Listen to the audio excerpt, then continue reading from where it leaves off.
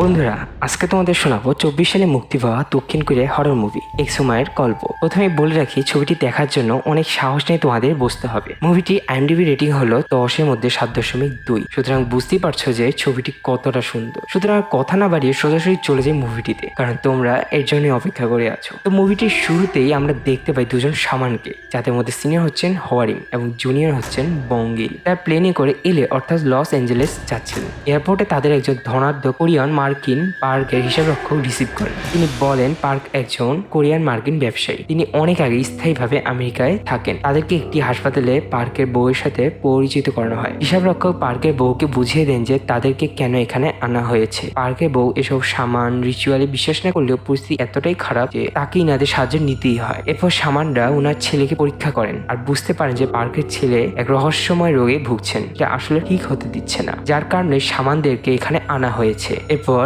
হোয়ারিম তাকে পরীক্ষা করতে থাকেন এবং রিচুয়াল করেন। যেমন তার বাসায় তার মতো কেউ না কেউ তো আছে, যেমন বাবা, দাদা। পার্কের বাবা তো পক্ষাঘাতগ্রস্ত হয়ে আছেন আর দাদা তো 100 বছর আগেই মারা গেছেন এবং ওনার কবর কোরিয়াতেই আছে। এরপর সামানরা পার্কের বাসায় যান এবং সামানরা কি করে, তারা ভৌতিকতার সাথে কিভাবে কাজ সেটা নিয়ে আলোচনা করেন। পার্কে হোয়ারিমকে জানায় যে তাদের বাসায় সবসময় বড়জনের সমস্যা হয়। তার বড় ভাই মানসিক হাসপাতালে নিজেকে শেষ করে দিয়েছে। এরপর তার উপর এবং তার সন্তানের উপর এই সমস্যা চলতেছে। হোয়ারিং প্রথমে মনে করেছিলেন যে বাচ্চাটির জেনেটিক কোনো অসুখ হয়েছে, কিন্তু এই বাসাতে সে একটি ছায়া দেখতে পেয়েছে যেটা তার দাদার কাছ থেকে এসেছে। একটি ঠান্ডা বাতাস আসছে যাকে অক্সিজেন মাস্কিং বলে। তিনি শতভাগ নিশ্চিত। হোয়ারিং জানান তিনি আরো লোক নেবেন কবর থেকে লাশ তুলে তার সৎকার করার জন্য এবং ফ্যাং শুই মাস্টার কিং স্যাং ডিউ ও অনেস্ট ক্রিওক ইয়ং গিয়নের সাথে যোগাযোগ করে তারা এই কাজ নিয়ে নেয়।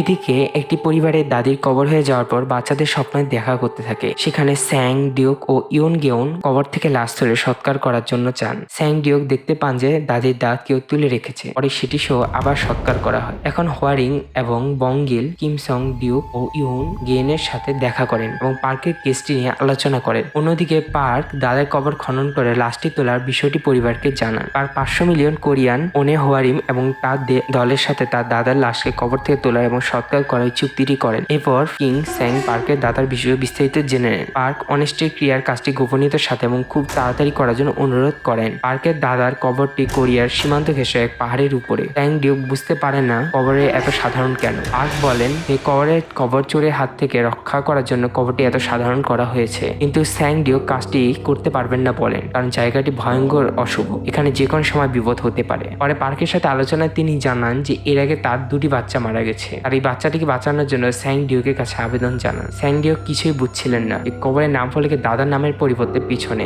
1, 2, 8, 3, 8, 9 লঙ্গিটিউড ল্যাটিটিউড রাখা হয়েছে কেন। হোয়ারিং রিচুয়াল পালন করে কবর থেকে লাশটি তোলার কথা বলেন। স্যাং ডিউক বিপদে দেখলো কাজ শুরু করেন। হোয়ারিং ও বঙ্গিল রিচুয়াল করতে থাকলে কবর থেকে দাদার লাশ তোলা হয়। কবর খননকারীরা কবরে আরো খোঁড়াখুড়ি করার সময় একটি মানুষের মুখালা সাপ বের হয়ে আসলে তাকে কোদাল দিয়ে 2 টুকরো করে ফেলে আর সাপটি মানুষের মতো চিৎকার দিয়ে ওঠে। এরপরে কোনো পূর্ব অনুমান ছাড়িয়ে আকাশে মেঘ দেখা যায় এবং বৃষ্টি শুরু হয়। বৃষ্টির কারণে লাশের সৎকার করতে না পারে পাশের একটি হাসপাতাল ডরমিটরিতে তাদের জন্য দাদার কফিনটি রেখে দেয়। এদিকে স্যাং ডিউক কবরটি সম্পর্কে জানতে পেরে পাশের একটি গ্রামে যান। সেখানে একজন ফ্যাং শুইয়ের অভিজ্ঞ দেখতে পান। তিনি জানান যে কবরটি একজন অনেক ধনী লোকের বিধায় সেখানে কবর চোরেরা চুরির জন্য যায়, কিন্তু কেউ সেখানে চুরি করতে পারেনি, বরং সেখান থেকে অন্য জায়গায় চলে যায়। স্যাং ডিউক সেখানে কিছু রড দেখতে পান যেগুলো কিনা চোরেরা ফেলে গিয়েছিল। অন্যদিকে ডরমিটরির সহ সম্পাদকের লোভে দাদার কফিনটি খুলতে থাকেন। সেই সময় হোয়ারিং এবং বঙ্গিল সেখানে পৌঁছলে কফিনটি বাতাসে ধাক্কায় পড়ে যান। আসলে কফিনটি থেকে দাদা আত্মা বাইরে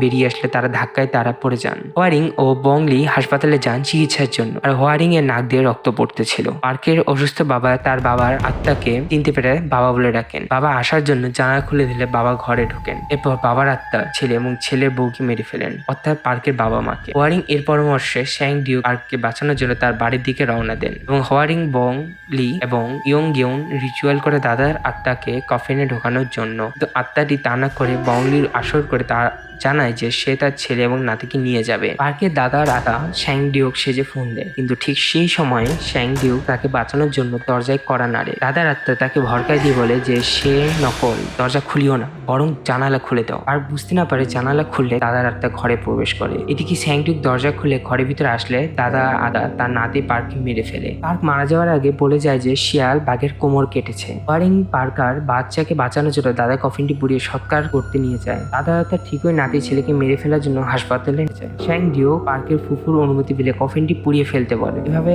দাদার আত্মাতে চিরতরে মুক্তি পেয়ে যায় এবং পার্কের ছোট বাচ্চাটি বেঁচে যায়। ইয়ং গিয়নের কাছ থেকে শোনার পর শ্যাং ডিও অসুস্থ কবর খোঁড়ার লোককে দেখতে চায়। তার চোখ দিয়ে রক্ত ঝরছিল। সে অনুরোধ করে কবরে কাটা সাপের 2 টুকরো একত্রিত করে মুক্তি দিতে। শ্যাং ডিও কবরে মানুষের মোবাইলের সাপটি দেখে চমকে উঠলে তার কোদালে বাড়ি একটি শব্দ কিছুতে লেগে শব্দ হয়। সেখানে আড়াআড়ি ভাবে কবর দেওয়ার আরো একটি কাটা তার দিয়ে মোড়ানো কফিন সেখানে দেখতে পান। শ্যাং ডিও অন্য 3 জনকে ফোনে সেখানে ডেকে নেন। তারা 4 জন কফিন তুলে ফ্যাং শুই গ্রামের লোকটি বাসায় শুধু রাতের জন্য রাখেন। ওয়ারিং ধরার রোগ এবং মুড়ি কফিনটি চাপড়ে ছিটিয়ে দেন যাতে কফিনটি অক্ষত থাকে। শ্যাং ডিও ও ওয়ারিং তখন পার্কার পরিবারে জীবিত ফুফুর কাছে এই বিষয়ে জানতে চান। মৃত পার্কের দাদা ডেপুটি স্পিকার ছিলেন, কিন্তু কোরিয়া জাপানের যুদ্ধের সময় কোরিয়ার সাথে বিশ্বাসঘাতকতা করে বিপুল সম্পদের মালিক হন, যার কারণে সন্ন্যাসী যিশুর শাস্তি ছিল তিনার কবর সেরকম জায়গাতে করে। কিন্তু ফুফু জানান যে সন্ন্যাসী যিশু জাপানিজ ছিলেন। এরপর তারা সকলে আলু ফুটলি কফিনটি সৎকার করার সিদ্ধান্ত নেন। রাতে সবাই শুয়ে পড়লে বংলি স্বপ্নে দেখেন যে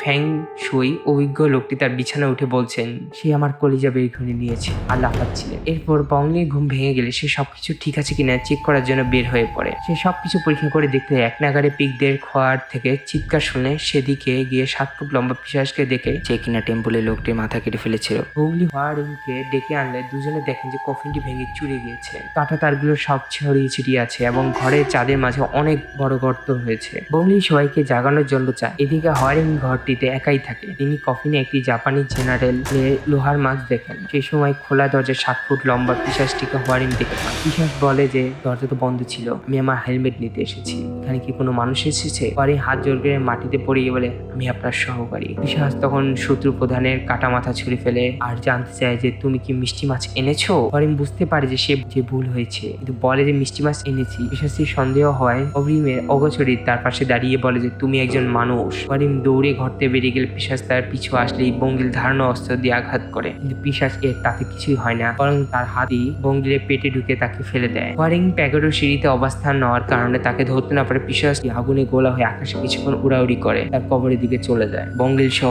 সবাই হাসপাতালে ভর্তি হন। ওয়ারিং বুঝতে পারেন যে এটি সাধারণ কোনো আত্মা নয়, অনেক মানুষ বা পশুকে পিশাচের ভিতর ঢুকিতে তাকে বানানো হয়েছে। শ্যাং ডিউক আবার ফ্যাং শুই গ্রামে যান এবং খুঁজতে খুঁজতে একটি ছবির দেখা পান। এতে বঙ্গলি পিশাচটি সহকারীতে পরিণত হয়েছে আর এটা বুঝে যান ওয়ারিং এবং একটি ভৌতিক খেলার জন্য প্রস্তুতি নিতে থাকেন।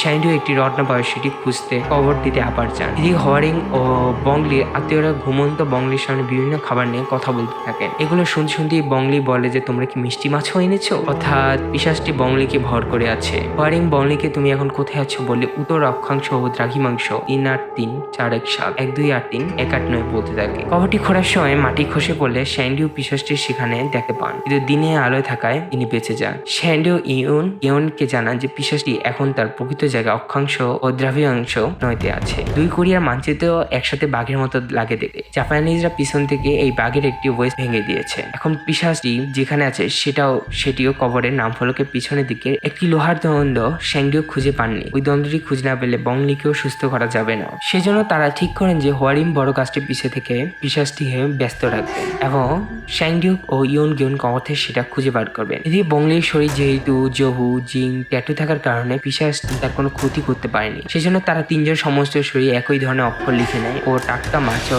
ঘোড়ার রক্ত সঙ্গে নিয়ে কবরটিতে যাওয়ার জন্য রওনা দেয়। শ্যাংডিউক ও ইয়ন কবর থেকে শুরু করে কবরে যাওয়ার রাস্তাতে জ্যান্ত মাছগুলোকে রেখে দেন আর ওয়ারিং 30 মিনিটের জন্য পিশাচটিকে আটকে রাখবে। মধ্যরাতে পিশাচটি হাত বের করে মাছটি কবরের ভিতর নিয়ে যায়। এদিকে বংগেলের মুখ দেখে বোঝা যায় যে পিশাচটি মাছটি খাচ্ছে। এরপর সে কবর থেকে বের হয়ে আসে। ওয়ারিং ধোয়া দিয়ে পুরো গাছটি ঢেকে দেয়। এটা দেখে জেনারেল পিশাচ সেখানে এসে ওয়ারিংকে জানায় যে এটা একটা যুদ্ধ।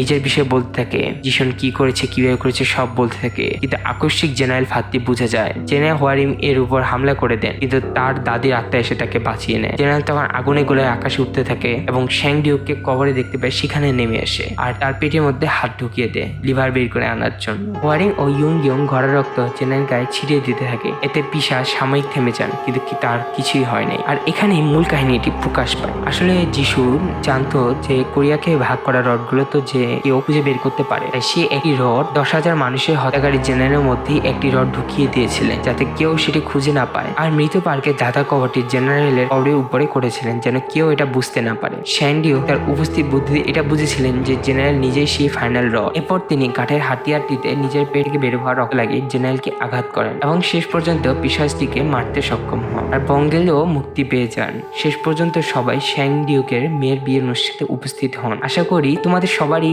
বহুল আলোচিত কোরিয়ান সুপার ন্যাচারাল মুভিটি ভালো লেগেছে। তাহলে আমাদের এই চ্যানেলটি সাবস্ক্রাইব করো আর ভালো লাগলে লাইক দিও। ভালো থেকো সবাই।